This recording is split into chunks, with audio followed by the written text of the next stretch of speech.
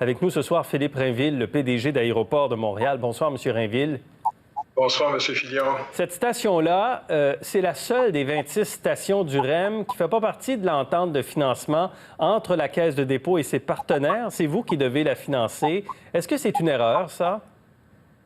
Non, c'était tout à fait prévu. Ça fait partie de l'entente qu'on avait avec la Caisse de dépôt en 2016, quand on s'est assis pour regarder, évidemment, le tracé du REM. Il venait à l'aéroport.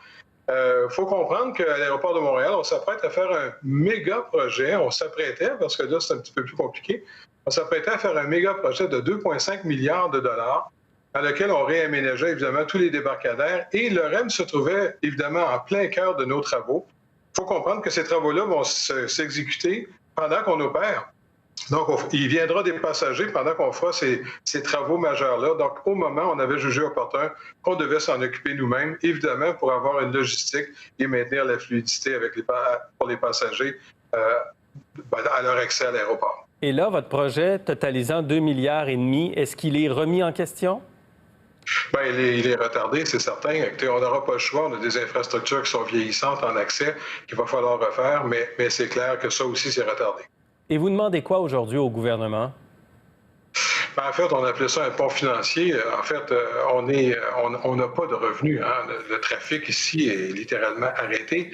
Donc, on n'a aucun revenu. Donc, les sous qu'on avait prévus pour faire le projet du REM cette année, on les avait mis de côté, l'an prochain aussi.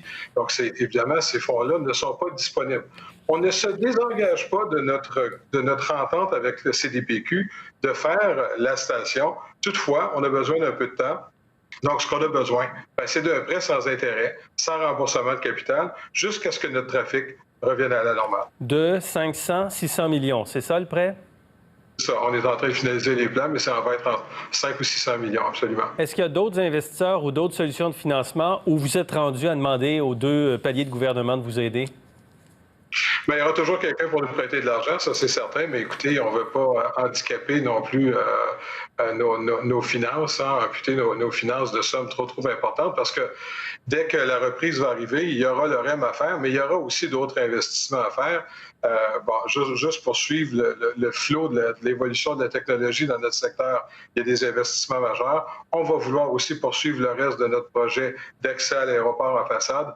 Donc, il faut quand même que c'est les taux d'intérêt qu'on va payer et le frein qu'on a d'intérêt, évidemment, pour cette courte période-là, il faut que ça soit raisonnable. Juste pour être bien clair, est-ce qu'il est possible que cette station du REM ne voit pas le jour? Écoutez, s'il n'en tient qu'à ADM et nos finances et si on ne trouve pas de solution, c'est clair qu'il n'y aura pas de station au bout du tunnelier. Dans quelques semaines, au bout de la piste, derrière moi, il y a un tunnelier qui va entrer dans le sol et qui va creuser un tunnel sur environ tout près d'1 kilomètre pour toutes les pistes pour venir jusqu'au terminal. Bien, écoutez, le tunnelier va frapper un mur parce qu'il n'y aura pas de gaz si on n'a pas les moyens de le faire. Et c'est pour ça qu'on fait... C'est pour ça qu'on lève la main et qu'on dit, écoutez, avant que le tunnelier entre en terre et qu'on doive démarrer les travaux, assurons-nous qu'on a le financement en place. Et comme je vous le dis, on ne se désengage pas, on veut le faire, le projet, mais on a besoin de le faire. En 2019, l'aéroport a accueilli 20 millions de passagers. La tendance est très bonne, est à la hausse depuis une quinzaine d'années. Là, on comprend que c'est un mur, là, 2020. C'est quoi vos perspectives, selon vous, à partir de maintenant? Bien, écoutez, merci de le préciser parce que l'aéroport de Montréal avait le vent dans les ailes. Littéralement, on avait une performance exceptionnelle. On est revenu depuis 2013-2014 un des principaux hubs au Canada. Nos perspectives on avait prévu une croissance pour les 15 prochaines années. Il y a toujours des hauts et des bas dans notre industrie, mais jamais comme on a vécu là. Donc, pour cette année 2020, on s'attend à peu près à rien. On n'a pas de trafic en ce moment.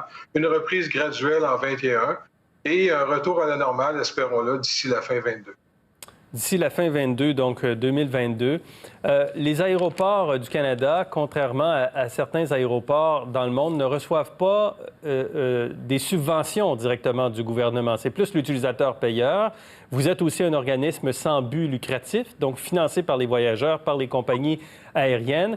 Est-ce qu'on pourrait changer ça? Est-ce que le modèle doit changer? Bien, écoutez, le modèle nous a bien servi jusqu'à présent et écoutez, on traverse une petite période de crise. Écoutez, notre code de crédit est excellente, n'est pas encore excellente. Et si la crise ne perdure pas trop longtemps et reste dans les temps que je vous ai décrits plus tôt, le modèle va être capable de Oui. survivre. Il n'y a pas de problème. Mais écoutez, si ça devait perdurer, je crois qu'il y aura nous qui aura des problèmes de structure et bien d'autres secteurs de l'économie, j'en suis certain. Il y a une lettre qui a été publiée, puis ce que je montre, c'est la page du Globe and Mail ce matin. Demande publique faite par Air Canada, par WestJet, par Porter, par la Banque Royale, par le CN, par TELUS, par BCE, même le Canadien de Montréal là-dedans, qui demande de rouvrir le transport aérien canadien. Est-ce que vous appuyez ça? Écoutez, il faut quand même aussi dire qu'il demande à réouvrir des frontières, mais de façon prudente, de façon tactique. Là où c'est possible de le faire. Donc, ils sont eux aussi très prudents. Tout le monde est soucieux de la santé des passagers. Et dans ce contexte-là, évidemment, oui, nous appuyons la démarche des compagnies aériennes. Nous sommes dans la même industrie, nous avons les mêmes enjeux. Et nous croyons qu'il y a une possibilité, il y a des façons de réouvrir progressivement le trafic sur certaines destinations internationales. Absolument. Très bien. Monsieur Rainville, merci pour cet entretien ce soir. Merci beaucoup. Bonsoir.